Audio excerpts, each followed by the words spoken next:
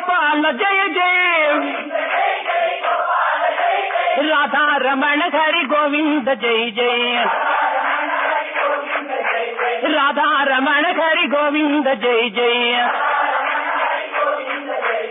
Govinda జయ జయ Gopala జయ జయ.